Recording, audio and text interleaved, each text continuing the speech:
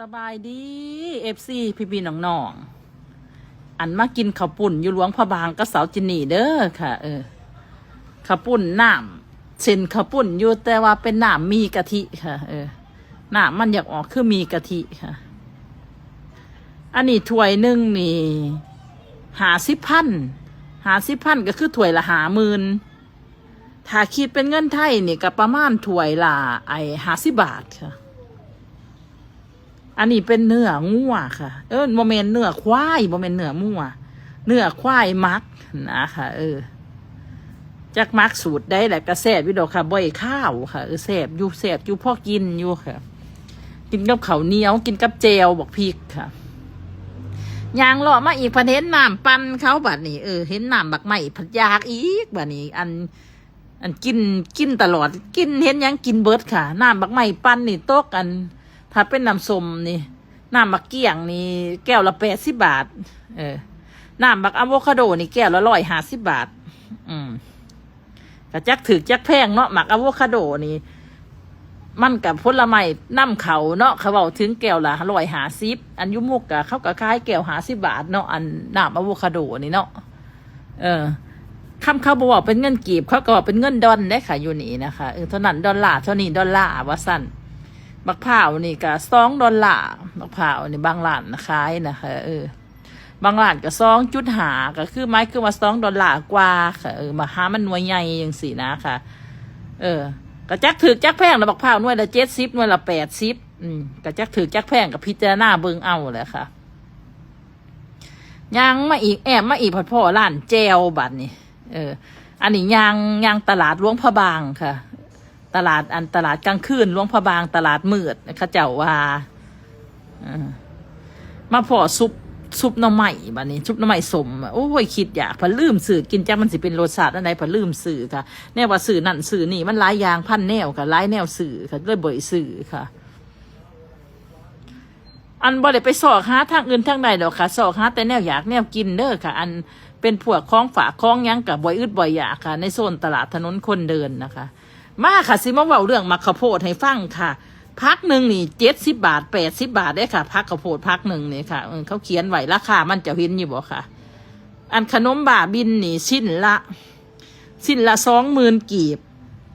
ถ้าคิดเป็นเงินไทยก็ชิ้นละ40 บาทค่ะอันขนมบ่าบินนะฮันนี่เจ้าสิเห็นได้บักพร้าวหน่วยละ70 บาทจักหน่อยนี่4,000 กีบนี่40,000 กีบนี่40,000 กีบเท่ากับ80 บาทได้บักพร้าวหน่วยนี่อันนี้จักเท่าใดกีบข่อยก็บ่ได้เบิ่งอันนี้นะอันใส่กรอกฮอทดอกอันนี้นะคะมาปีใดก็เห็นเพิ่นขายปีนั้นอันนี้คือสิเป็นตาแซ่บเนาะบ่อยเคยซื้อกินจักเทื่อค่ะอันอาหารมันก็จะประมาณนี้เด้อค่ะอาหารอยู่หลวงพระบางก็จะประมาณนี้ค่ะกินแบบนี้ประมาณนี้ค่ะจะเขาอาหารยังแหละข่อยก็กินบ่เป็นหรอกเนาะเว้าถึงก็ได้อันนี้เป็นเส้นข้าวปุ้นเด้อค่ะอันนี้เส้นข้าวปุ้นนะเส้นข้าวเปียกค่ะอันถ้วยนี่80 บาทนี่ค่ะถ้วยนี่นะคะถ้วยซ้ำเห็นนี่ทั้งรุมมันก็เป็นพักนี่ค่ะแต่จักแพงจักถือจักหน่อยจักหลายแหละค่ะก็คือเห็นนั่นแหละค่ะอันซื้อแล้วก็ให้มานั่งกินในหม่องนี่แหละค่ะฟังเพลงไปนำก็คือจังบ้านเฮานี่แหละเนาะอันตลาดหลวงพระบางก็ได้หากผู้เพิ่นบ่เคยไปก็สิเล่าสู่ฟังบ่แม่นนะเนาะก็เล่าแบบอันข่มปลาข่มดงไปหั่นแหละเราเป็นขันเป็นตอนคือเขากับเราบ่เป็นเนาะคำสิเว้าเนาะมึงมาพี่มาเห็นปิ่งกบใหญ่บัดนี้ข่อยละตื่นกบมึงในพูนนะกบพี่สังกระดอกกระเดียอีพออีเมกบมาตัวใหญ่กระดอกกระเดียข่อยกับบ่กล้ากินได้เห็นแต่ว่าเป็นไทยบ้านนอกบ้านหน้าข่อยกับบ่กล้ากินกบเพื่อกันได้เห็นบากันเลยหนังมันกระดำคือหลืออยู่เนาะข่อยกระย่านเนาะนี่แหละค่ะกระเลาะไปชมไปจังสี่แล้วค่ะตลาดนะคะมันก็มีหลายโซนมีโซนอาหารมีโซนเสื้อผ้าโซนของอยากของกินค่ะป๊าดซุ่มเจ้ามาเบิงอันนี้ซุ่มเจ้ามาเบิงอันนี้ซอยข่อยนี่ซุ่มเจ้ามาเบิงนี่อันขนมไอติมนี่ค่ะชิ้นหนึ่งก็50 บาทชิ้นละ50 บาทเพิ่นว่าขนมไอติมก็ได้มันมีชิ้นละ3,000 กีบ4,000 กีบก็มี50 บาทกับ70 บาทแท่งยาวเลย70 บาทนี่มีอันมันก็ค่อนข้างจะราคาสูงอยู่เนาะเพราะว่าส่วนมากเขาจะคิดเป็นดอลลาร์เขาจะเขียนเป็นเงินกีบไว้ว่า40,000 กีบแล้วก็มา$2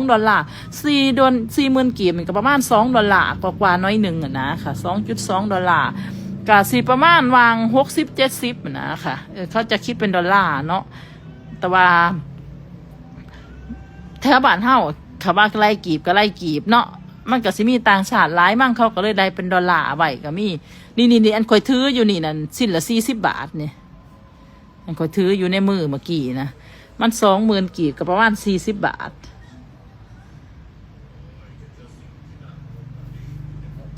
อันนี้ก็เป็นพวกผ้าค่ะพวกคล้องผ้าพันคอแนมโมนี่คอยกับเมาเบิดเลยค่ะจนว่ามีกระเป๋าสีใสมากค่ะ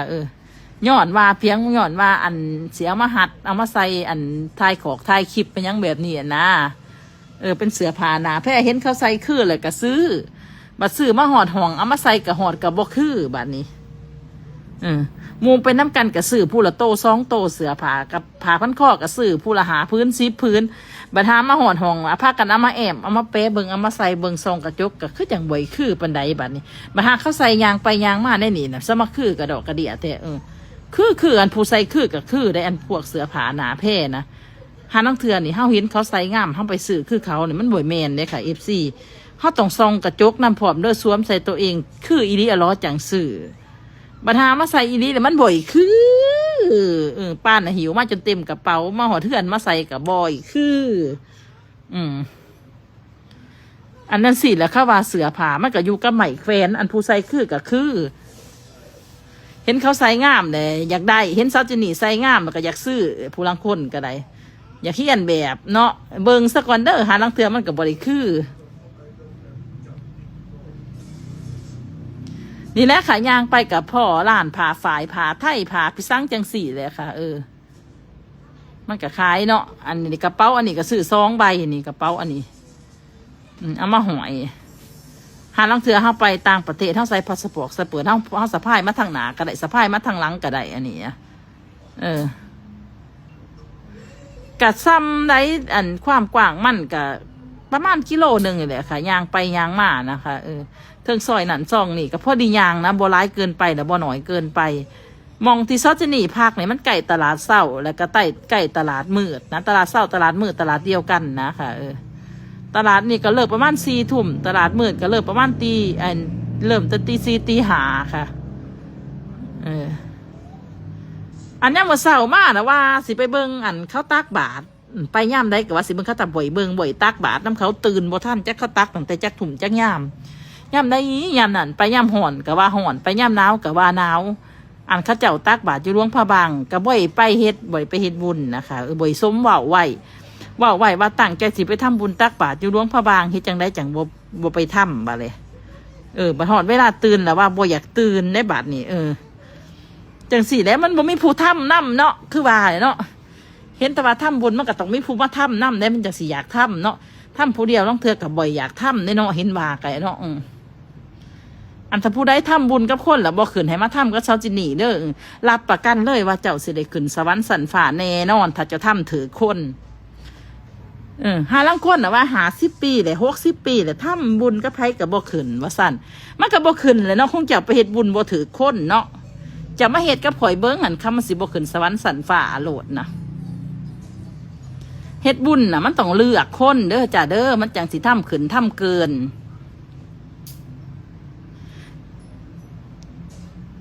กะคายอันโซนอันนี้โซนของฝากโซนของที่ระลึกโซนผาส่วนมากตลาดเขาก็จะขายพวกเสือผาฝ่ายผาประดิษฐ์ประดอยด้วยมือน่ะร้ายกว่าค่ะไปเทื่อหนาซะก่อนข่อยสิไปทำบุญข่อยสิหาครูทำบุญให้ได้ซะก่อนข่อยจังสิไปแท้แล้วทำบุญตักบาตรบัดนี้นะมิตรบาบ่อยตักจักเทื่อบาทนะเอาซ้ำนี่ก่อนนะค่ะFCพี่ๆน้องๆเว้าร้ายจน9 นาทีกว่าเลยจนสิฮอด10 นาทีข่อยก็เว้าร้ายโพดเนาะ